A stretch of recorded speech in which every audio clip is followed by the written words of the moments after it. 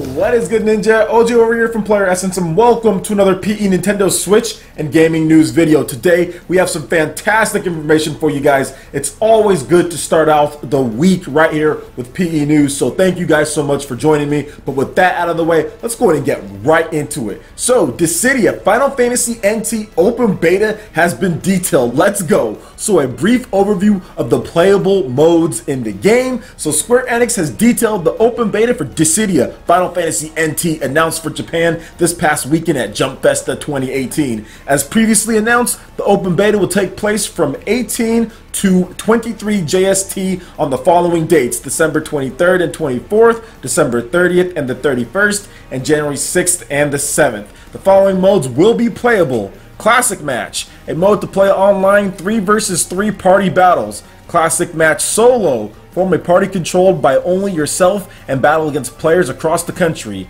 Classic Match Party, form a party with friends and battle against players across the country. Then you also have Rush Battle, a single player mode to play a series of 3 versus 3 party battles against the computer. Customize various elements including EX skills, character skins, symbol chat, and more. Story, unlock lost memories and experience the warrior battles. The memoria required to unlock those memories can be obtained by increasing your PLV. Then you have Treasure. By opening the treasures you obtain in each mode, you can obtain various rewards including character skins, symbol chats, player icons, and more. So Dissidia Final Fantasy NT is due out for the PlayStation 4 on January 11th in Japan and January 30th in North America and Europe. Plus there's some brand new screens if you go to the link in the description below. And this is really hype for those looking forward to Dissidia Final Fantasy NT. Now when it comes to certain games that I talk about on PE News, I'm always talking about really cool Japanese games, RPGs, all that stuff I'm always going to cover.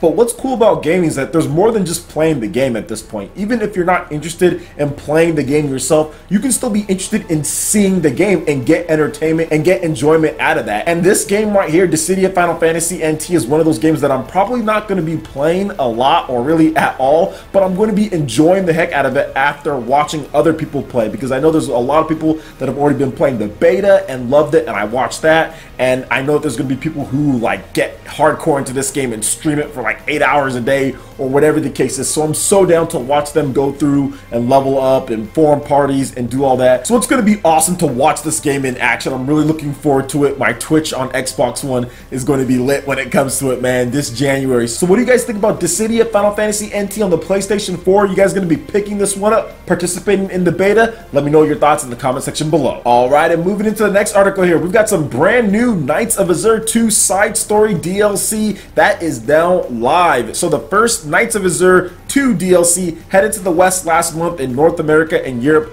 for free. Koei Tecmo has now started distributing the second side story, though this one is paid. Now the latest DLC is Time Drifts Through the Moonlight Night. You can trigger it in the hotel lobby after Chapter 2 is completed, and it will take place between Chapters 2-7. Alucia's Requiem pink costume is also included, boosting all parameters. We've got some screenshots of the latest DLC as well, link in the description below. Let's go ahead and get into a little bit of the overview here. So, quote, sudden tremors shake the city, and everyone who is gathered at the Hotel Eterna can feel them too. According to Shikigami, the tremors were caused by the crashing of a flying ship. Alucia and her companions head to investigate, unaware of the tragedy that is awaiting them at the site. So Nights of Azure 2 Time Drifts Through the Moonlight Night DLC will cost $8.99, and we're still waiting on how much gameplay you're going to get out of that. But either way, I know there's a lot of hardcore fans that love this game on the Nintendo Switch and the PlayStation 4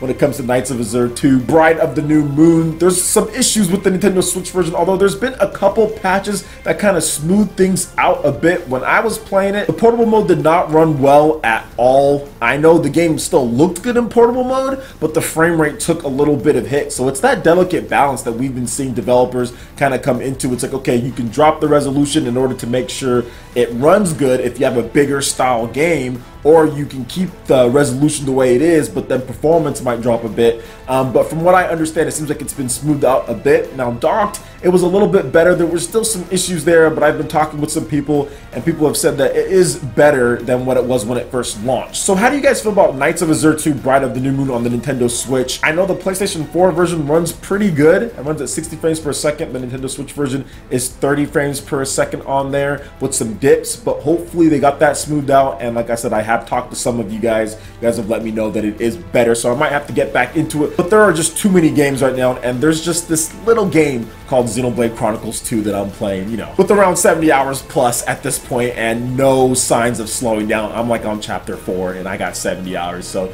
no signs of slowing down. I'm gonna put 300 to 400 hours, maybe even more, into this game, probably when it's all said and done with the DLC and everything. But Nights of Azure 2, what do you guys think about this DLC? Let me know your thoughts in the comment section below. Alright, and moving into the last article here, the Reginator, Reggie Fils-Aime, says that Nintendo Switch sales are unprecedented for Nintendo, and this is a pretty big deal as far as what he's saying here. And when you stack up the numbers, yeah, he's kind of right. So let's go ahead and get into this here. Nintendo announced recently that Nintendo Switch sales have surpassed 10 million units worldwide and counting in the first 9 months. And for a brand new system that launched earlier in the year rather than during the holidays, it's really good, guys. That cannot be understated how good that is. Now, CNET spoke with Nintendo of America President and COO Reggie Fils-Aime after hearing about the Nintendo Switch's big sales, and he called the sales of the system unprecedented, in addition to adding that its pace is one of the fastest in our own history and in gaming history. So here's what he said as far as his direct quotes with that. The fact that we reached 10 million units sold on a global basis and we're not fully through the holidays is unprecedented territory for Nintendo. The pace is one of the fastest in our own history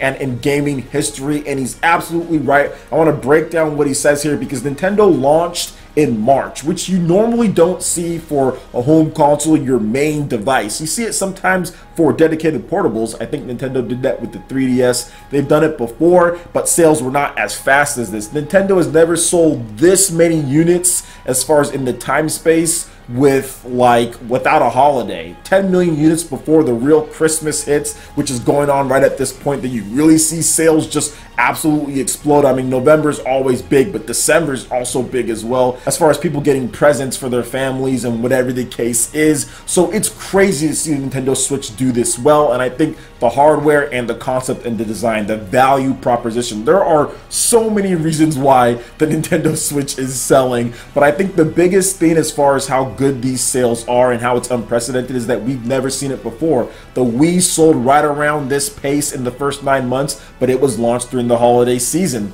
The NES did not sell at this pace, but it was launched, once again, I think it was launched in the holiday season as well, and the NES was weird as far as when it came out. There are all different types of circumstances with the NES. The Super Nintendo didn't sell as well in the first 9 months, or it was right around there. So the Nintendo Switch is doing really good, and I can see this system just continuing to do better and better as long as Nintendo provides the content. And there's no need to change up as far as the next Nintendo system to change it up or go back to certain things. Just keep it Switch, whatever else you want to do, and put a stronger chip that Nintendo and Nvidia can come together with or something like that. There's no need. This is the future, in my opinion, when it comes to being able to play your games anywhere. It's so good. Like, it's so good to the point to where I don't play games unless it's on the Nintendo Switch at this point. With my workload and everything that I have to do and the type of family that I have with my daughter and everything, I need to have it to where I can take it anywhere in my house. I can take it anywhere and be able to get game time in when I need to. It's a must for me at this point, and I've reduced my time. I mean, I play Steam every now and then, but for the most part, I've been playing Switch just because you can take it anywhere. It's a continued experience, and like essentially you get the portable and the home console version, which is unprecedented. That's never happened before, where pretty much 99 to 100% of games can be played completely independent of the TV for a Nintendo home console. It is a true hybrid, and it is amazing. It's a lot better than I thought it would be beforehand, but then when I started seeing the games and the possibilities, man, it just opened up, and it really is as good as it really is as good as the sales are, man. That's the reason why people are going out out there and getting it. So what do you guys think about the Nintendo Switch and its sales and what Reggie Fils-Aime had to say on the matter? Let me know your thoughts in the comment section below. Alright Ninja, that wraps it up for this video here. Go ahead and check out the links in the description below. We've got Facebook, we've got Twitter. Go ahead and give us a like and a follow on our social media. Really helps us spread the content of Player Essence across the interwebs in addition to YouTube. Also, make sure you check out our Patreon and YouTube Live gaming page and consider supporting Player Essence. When you do so, it gets you access to all sorts of cool benefits, perks, rewards, and emotes via YouTube sponsorship. So check out the link in the description below and support Player Essence right here on YouTube. Hit that like button if you did like this video. Lets me know you guys want more content like this going forward in the future. And subscribe to Player Essence for the latest RPG, Japanese, and Nintendo gaming news. Thank you so much for watching, and we'll catch you for the next video. Peace.